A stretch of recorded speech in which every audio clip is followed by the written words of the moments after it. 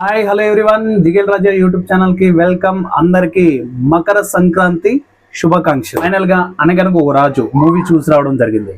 Movie trailer తోటి కొంచెం excite చేసింది. అదే ఎగ్జైట్ తో నేను వెళ్ళి థియేటర్లో కూర్చున్నా.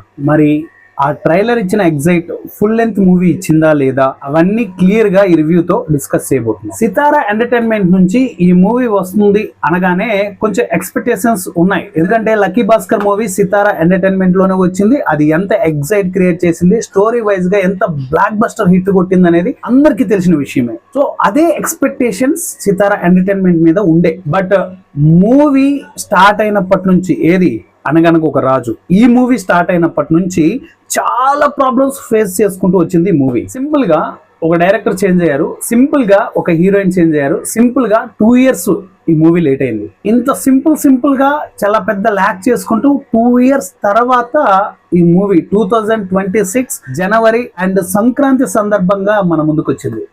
ఒకటి చెప్తున్నా, ఫ్యామిలీ ఆడియన్స్ ఎవరైతే ఉన్నారో, అంటే ఫ్యామిలీ సినిమాలు చూసి ఎవరైతే ఎంటర్టైన్ గా ఫీల్ అవుతారో వాళ్ళు కళ్ళు మూసుకొని సినిమాకి వెళ్ళిపోండి. మీకు కావాల్సిన ఫన్, మీకు కావాల్సిన సెంటిమెంట్, సంక్రాంతికి మీరు ఏదేదైతే ఎక్స్పెక్ట్ చేస్తారో ఎవ్రీథింగ్ అంతా కూడా ఈ మూవీలో ఉంది.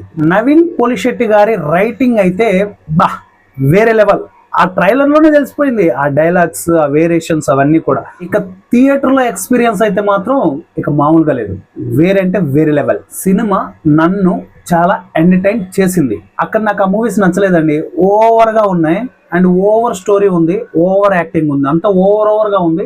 నాకు అక్కడ సినిమాలు నచ్చలేదు and the same time audience కి చాలా మందికి సినిమా నచ్చలేదు. ఏవి ఆ 3 మూవీస్. కానీ ఇక్కడ అనగనగా ఒక రాజు 100% ఆ 3 మూవీస్ తో పోలిస్తే ది బెటర్ మూవీ.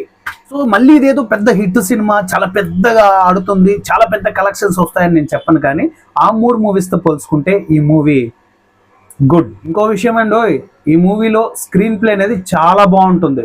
అంటే ప్రెడిక్టబుల్ స్క్రీన్ ప్లేనే, కొత్త కథ కాదు, కొత్త స్క్రీన్ ప్లే కాదు, ప్రెడిక్టబుల్ గానే ఉంటుంది. కానీ చూపించే విధానం అండ్ డైరెక్షన్స్ అండ్ ఆ లొకేషన్స్, అట్మాస్ఫియర్ అవన్నీ కూడా మిమ్మల్ని మిస్మరైజ్ చేస్తాయి. అంతే బాగుంటుంది స్క్రీన్ ప్లే. అంటే మనం స్టోరీ గెస్ చేసినా కూడా థ్రిల్ గా ఫీల్ అవుతాం. సో అదే కదా మనకి మిస్మరైజ్ అంటే.